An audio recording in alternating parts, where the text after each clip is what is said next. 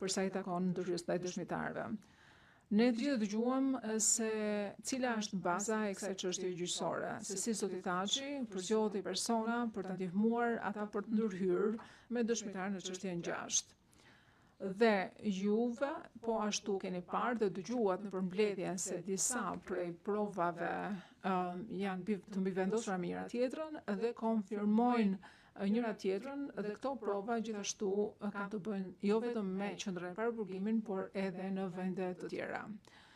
Unë tani do merrem me bazën ligjore që shërben si justifikim për akuzat e ngritura në akt akuz.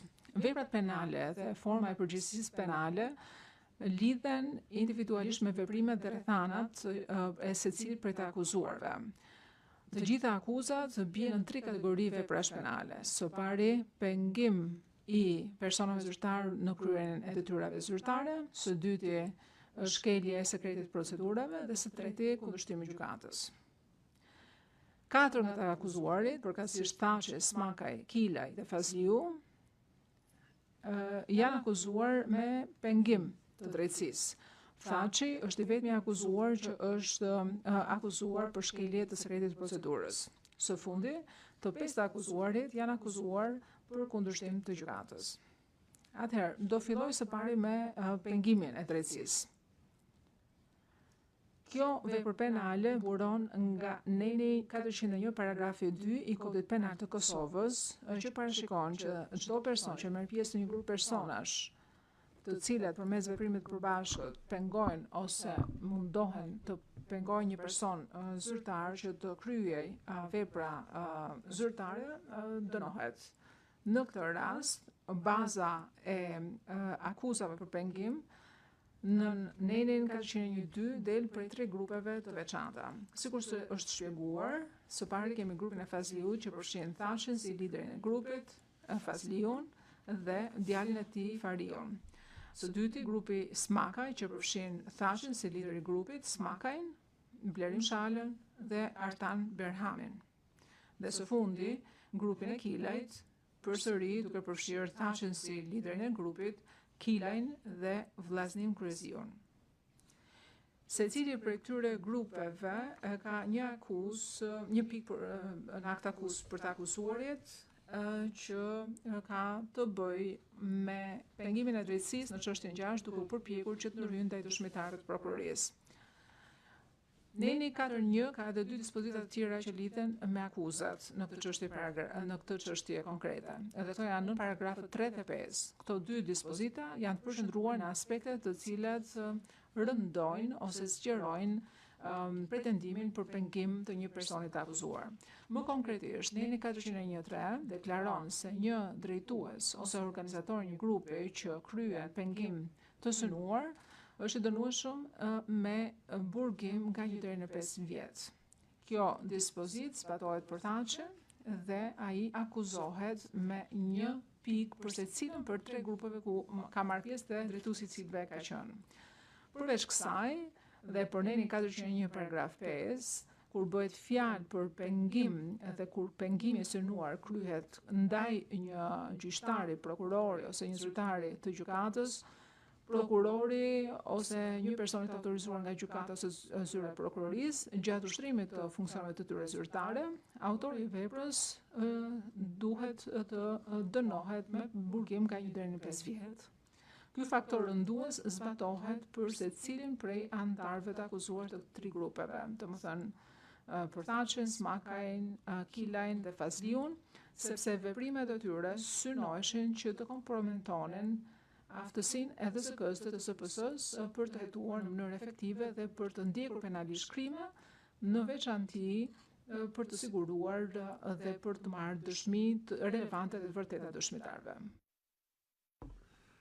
Thelbi i këtyre akuzave, që të gjitha kanë edhe masa dënimi më të mëdha, është se fajësia në një pikë të akuzës për secilin për të akuzuarve parashikon një masë dënimi prej 1 viti të minimum dhe 5 maksimum. Që veprimet e 3 grupeve të akuzuar kanë përpjekur që të pengojnë një person zyrtar në kryen e detyrave zyrtare është e qartë, siç është afirmuar edhe në vendimin e konfirmimit të kësaj çështje. Përpjekjet për të ndikuar në mënyrë të paligjshme mbi dëshminë e dëshmitarëve të ZPS-s mund të kompromitojnë dëshmi e cila mund të mos shfrytëzohet më në gjykim, mund të çojë në shkarkimin apo në dëmtimin e dëshmitarëve dhe mund të ndikojnë në integritetin e procesit para DSK-s. Që të gjitha këto përfundime pengojnë punën e personelit të ZPS-s, përfshirë të hetuesve dhe prokurorëve, si dhe të gjykatësve të DSK-s. Veprimet të ndërmarrë nga anëtarët e grupit, të cilat vërtetohen përmes provave të kësaj çështje gjyqësore, ishin thelbësore, konkrete dhe specifike. Nuk ka nevojë që të arrijë sukses në kontaktimin dhe ndikimin me dëshmitarët. Dëshmitarët të akuzuarit nuk janë akuzuar për këtë çështje. Ajo për të cilën janë akuzuar janë përpjekjet dhe përpjekjet janë kriminale. Ky është ligji synimi të cilit është të mbrojë funksionimin e sistemit të efektshëm ligjor duke mos penguar zyrtarët në kryen e detyrave zyrtare dhe duke i mbrojtur ata nga përpjekjet për të minuar drejtësinë. Neni 401-2 shprehimisht e kriminalizon përpjekjen për pengim në të njëjtën mënyrë si pengimin në vetvete, si pengimin e realizuar apo të ekzekutuar për shkak se kështu është parashikuar me ligjin e shkruar. Megjithatë, është rëndësishëm të analizohet që ka patur kontakte mes disa anëtarëve të grupeve dhe dëshmitarëve të shënjestruar para dhe pas vizitave të përmendura në akt akuzë. Dhe deduksioni arsyeshëm që nuk është i domosdoshëm për të vërtetuar nëse fajësinë lidhur me përpjekjet për pengim është se këto kontakte në fakt ishin në vijimësi të realizimit të planit të përbashkët. Kolegu im ka thënë në shembuj mbi këtë tashmë. Provat në tërësi tregojnë se anëtarët e secilit prej grupeve të Fazliut, Smakajt dhe Kilajt, që të gjithë të udhëhequr apo të drejtuar nga Thaçi, morën pjesë në mënyrë të qëllimshëm në një grup synimi i të cilit ishte përpjekja për të penguar dëshmitarët e shënjestruar të çështjes 6. Në fakt nuk ka asnjë dyshim se të akuzuarit kanë pasur djenim mbi ato që po bënin dhe i dinin se bëj fjalë për vepër penale për shembull. Shihni paralajmërimin që Thaçi i dha Fazliut shprehimisht për të shfrytëzuar një ndërmjetës për të kontaktuar Rustem Mustafën dhe zbatimin e këtij udhëzimi nga ana Fazliut. Analizoni vizitën e 6 tetorit, kur Thaçi i këshilloi Kilen dhe Kryeziun se nëse nuk tregohen të kujdesshëm, po citoj, do të ju sjellin edhe juve këtu që jeni bashkë me mua, përfundimi i citimit. Dhe Kile i përgjigji, citoj, nuk ka rëndësi, edhe unë mund të qëndroj këtu për një 2 vjet, përfundimi i citimit.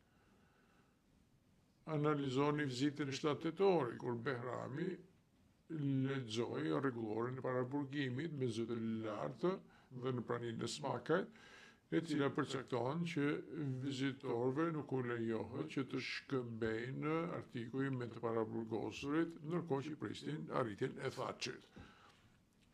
Dhe përfundimisht anëtarët e grupit, që të gjithë ndërmorën veprime, të cilat i kanë kontribuar synimit të pengimit të zyrtarëve të DSK-s dhe ZPS-s në proceset gjyqësore para kësaj gjykate. Kërkesat ligjore për akte akuzën, për pikët akte akuzës që kanë të bëjnë me pengimin, realizohen në rastin e Thaçit, Fazliut, Smakajt dhe Kilit. Këtu përfundon pjesë që ka të bëjë me përpjekjet për pengesën e kolegja ime tani.